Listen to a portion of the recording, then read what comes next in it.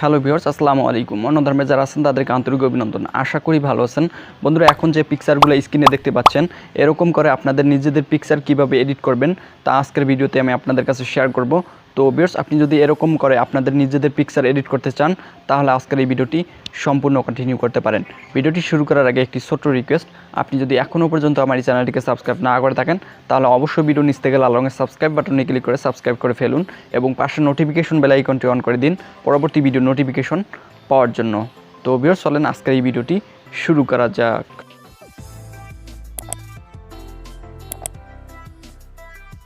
তো ভিউয়ার্স, নিজেদের ছবি কার্টুনের ছবির মতো তৈরি করার জন্য ফার্স্টে আপনাকে একটা অ্যাপস ইনস্টল করে নিতে হবে।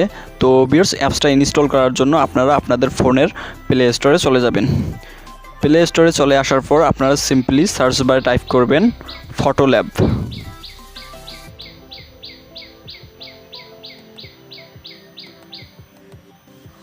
ফটো ল্যাব লিখে আপনারা সিম্পলি সার্চ করবেন। সার্চ করার সঙ্গে সঙ্গে আপনারা ফার্স্টে যে অ্যাপসটা পেয়ে যাবেন। তো ভিউয়ার্স, আপনারা এই অ্যাপসটাকে ইনস্টল করে নেবেন। ইনস্টল করার পর অ্যাপসটা ওপেন করবেন।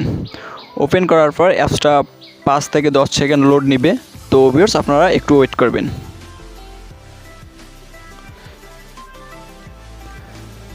অ্যাপসটা লোড নেওয়ার পর এরকম একটা ইন্টারফেস শো হবে।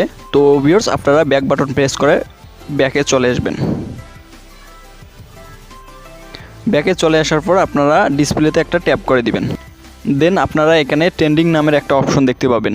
তো ভিউয়ার্স, আপনারা এই ট্রেন্ডিং নামের অপশনটাতে ক্লিক করে দিবেন। ক্লিক করার পর এখানে অনেকগুলো টেমপ্লেট দেখতে পাবেন। তো ভিউয়ার্স, আপনারা এখান থেকে এই টেমপ্লেটটা সিলেক্ট করে দিবেন। সিলেক্ট করার পর অ্যাপসটার পারমিশন দিতে বলবে। তো ভিউয়ার্স, আপনারা এখানে অ্যালাউয়ে ক্লিক করে দিবেন। অ্যালাউয়ে ক্লিক করার পর আবার ডিসপ্লেতে একটা ট্যাপ করে দিবেন।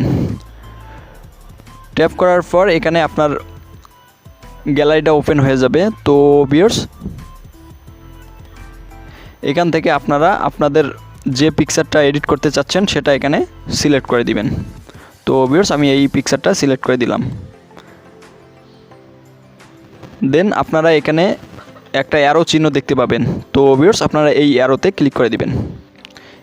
ক্লিক করার পর একটা অ্যাড শো হতে পারে। তো ভিউয়ার্স, আপনারা এই অ্যাডটা কেটে দিবেন। অ্যাডটা কেটে দেওয়ার পর আপনাদের পিকচারটা প্রসেসিং হবে। তো ভিউয়ার্স, আপনারা একটু ওয়েট করবেন। তো ভিউয়ার্স, পিকচারটা প্রসেসিং হওয়ার পর আপনাদের পিকচারটা এডিট হয়ে চলে আসবে। তো ভিউয়ার্স, এখন এই পিকচারটা সেভ করার জন্য আপনারা এখানে 3 ডট আইকন দেখতে পাবেন। তো ভিউয়ার্স, আপনারা এই 3 ডট আইকনে ক্লিক করে দিবেন। ক্লিক করার পর এখানে সেভ টু ডিভাইস এই অপশনটাতে ক্লিক করে দিবেন। ক্লিক করার পর গটিতে ক্লিক করে দিবেন।